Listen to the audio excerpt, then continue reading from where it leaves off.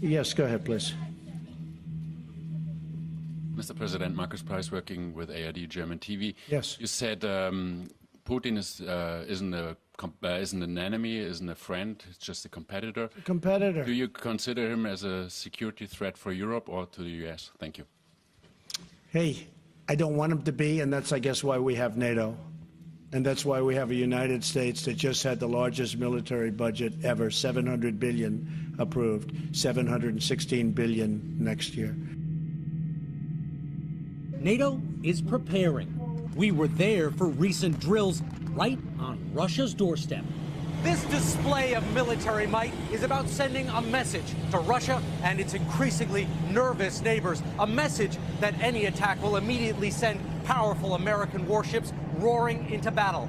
NATO admits it has an over-reliance on the United States for its funding and resources, but tonight allies fear President Trump's constant criticism over costs is just the beginning. NATO is obsolete, it's old, it's fat, it's sloppy. I think President Trump is fundamentally undermining the transatlantic alliance. He questions the value of the alliance. That makes many nations worried, especially small ones close to Russia. In Latvia, volunteers are joining the National Guard in record numbers. And in Norway, a hit TV show imagines a future under Russian occupation. That may be a stretch, but for many in Europe, NATO is seen as more vital now than ever. Richard Engel, NBC News. Russian air and sea activity around UK waters has increased dramatically in recent years. It is back up at Cold War levels, and it is getting worse. This is a resurgence that has come very quickly. It is an intensifying resurgence of capability and scale that we didn't necessarily see coming maybe 10 years ago. In his first major television interview, the First Sea Lord told me how the Royal Navy is now establishing an official joint area of operations in the North Atlantic. It will make the region a priority for Britain's armed forces, meaning ships and planes are deployed there much more regularly in future.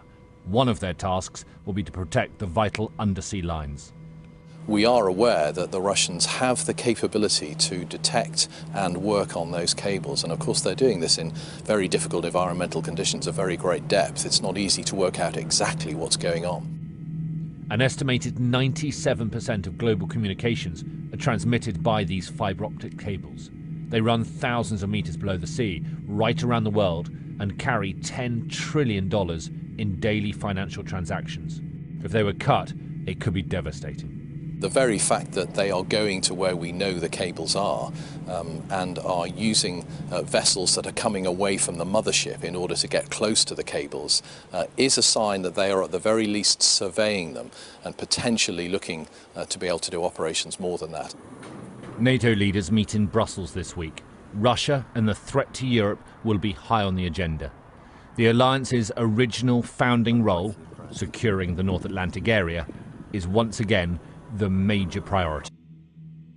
The thought of their Russian neighbour looms large in Polish minds. Their defence ministry has proposed setting up a joint armoured division which would have 15,000 US troops and a total of 250 tanks and armoured vehicles.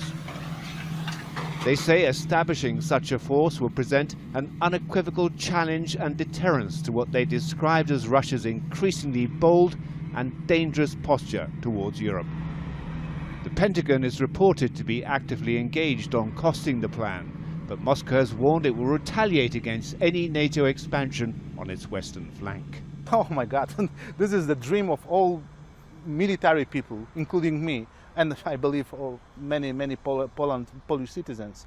For the last 30 years we were dreaming about it, because since we joined NATO, we felt kind of like a second-grade member, or second-grade member of the alliance, because we could not have permanent or even temporary NATO bases here. The monuments in Warsaw marking the Second World War show all too clearly why the Poles want to shelter under the wings of Washington. 6 million of their citizens died, most of them civilians, under the successive occupations by Nazi Germany and the Soviet Union.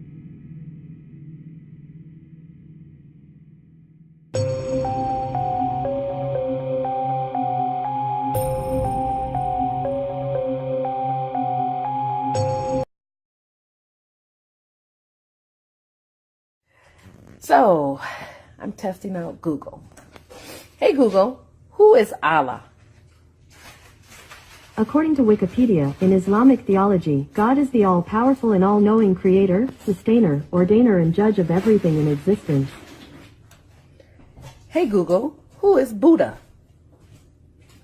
According to Wikipedia, Gautama Buddha, also known as Siddhartha Gautama, Shakyamuni Buddha, or simply the Buddha, after the title of Buddha, was an ascetic and sage on whose teachings Buddhism was founded.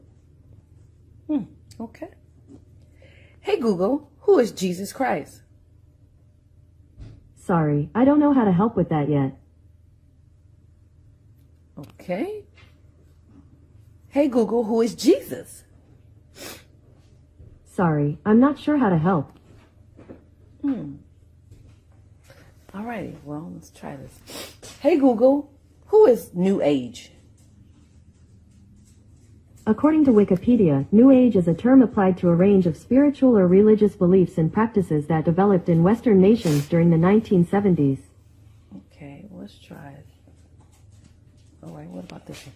Hey Google, who is Brahmin? On the website bbc.co.uk, they say, Hindus believe that there is one true God, the Supreme Spirit, called Brahman. Brahman has many forms, pervades the whole universe, and is symbolized by the sacred syllable Om. Most Hindus believe that Brahman is present in every person as the eternal spirit or soul, called the Atman. Let me try this again. Hey Google, who is Jesus Christ? My apologies. I don't understand. Hey Google, who is Jesus? Sorry, I don't know how to help with that yet. We probably need to call the programmers. Okay, that was interesting.